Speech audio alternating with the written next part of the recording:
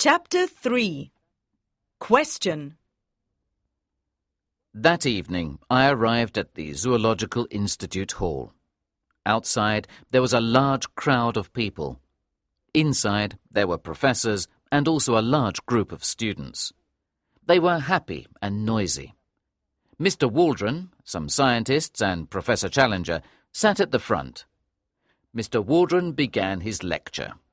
He told us about the origin of our planet. He told us about the evolution of life, from simple sea animals to fish and reptiles, and finally to mammals. Then he began to talk about the dinosaurs. Fortunately, those terrible reptiles were extinct long before humans appeared on this planet. Question! Someone said in a loud voice. Mr. Waldron stopped for a moment, but then he continued. Those terrible reptiles which were extinct before the coming of man... Question! Shouted someone again. Mr. Waldron looked with great surprise at the scientists near him. He then saw Professor Challenger with a smile on his face. I understand, said Mr. Waldron. It's my friend Professor Challenger. And then he continued his lecture. But it did not end here.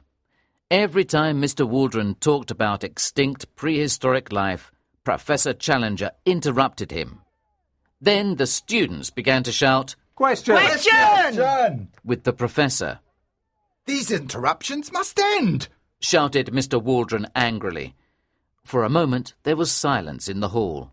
Then Challenger stood up. I must ask you, Mr. Waldron, He said, to stop saying things that are not scientifically true.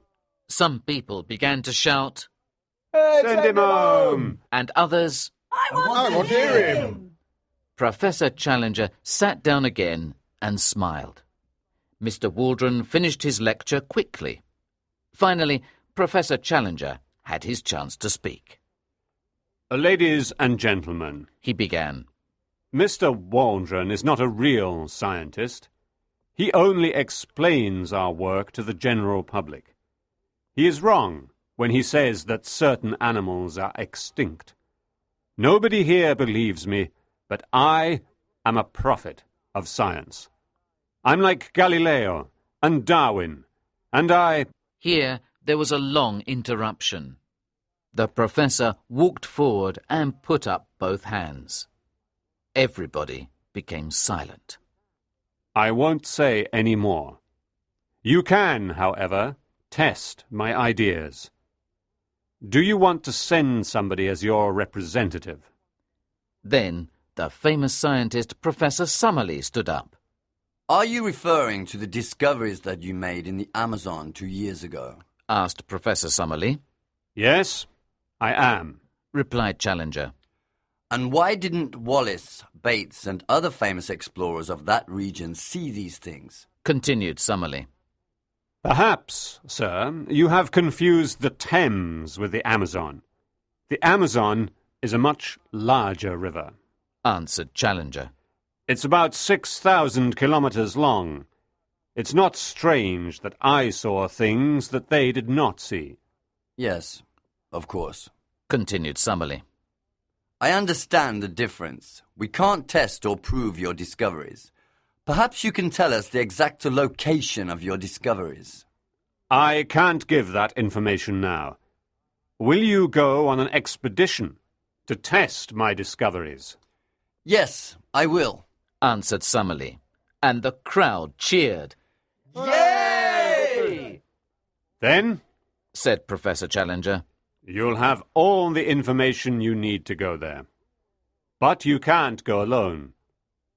Who will go with Professor Summerlee to the Amazon? This was a difficult moment for me, but I thought about Gladys. I will go, I cried. Name! Name! Shouted the audience. My name is Edward Dunn Malone. I'm a journalist for the Daily Gazette, I answered. In front of me, there was another man standing. What's your name, sir? Asked Challenger. I'm Lord John Roxton. He answered. I've already been up the Amazon. I know the area well. Lord John Roxton is a famous hunter and traveller. He and Mr. Malone will be perfect for this mission, said Professor Challenger. The meeting was over. I walked out of the hall into the night. I was walking down the street when somebody touched my arm. It was Lord Roxton. Mr. Malone, He said. we'll be companions on this adventure. My house is near here. Come with me. I want to talk to you. We went to Lord Roxton's house.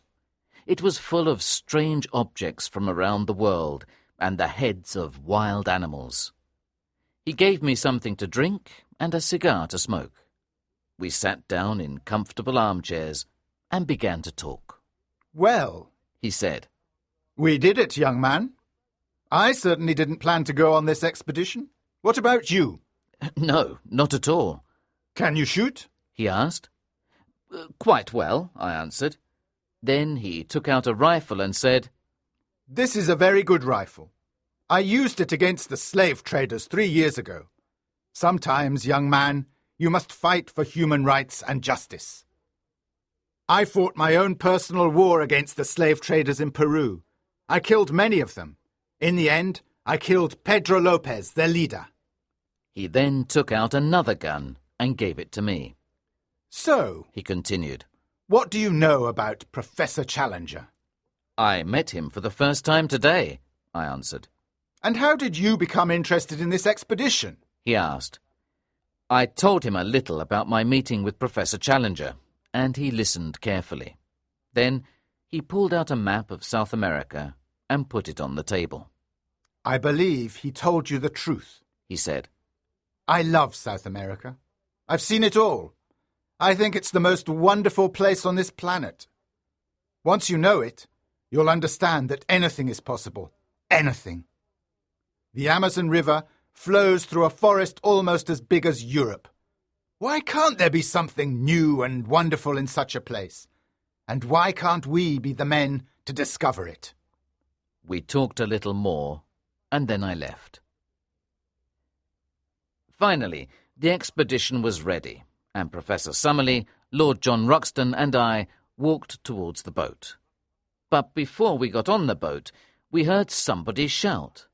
It was Professor Challenger. I have a few things to say. He began.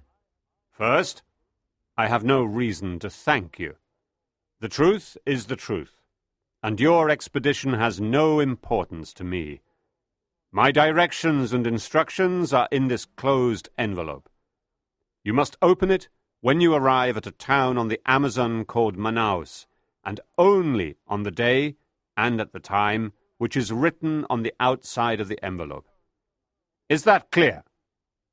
Mr. Malone, you can write anything you want in your letters to the newspaper, but you can't give any details about your exact destination. Goodbye, sir. After meeting you, I hate journalists a little less. Goodbye, Lord John. I can see that you don't know anything at all about science, but you'll be able to hunt dinosaurs. And goodbye to you also, Professor Summerlee. If you can possibly learn anything, I'm sure this expedition will be good for you. After this, he turned and left.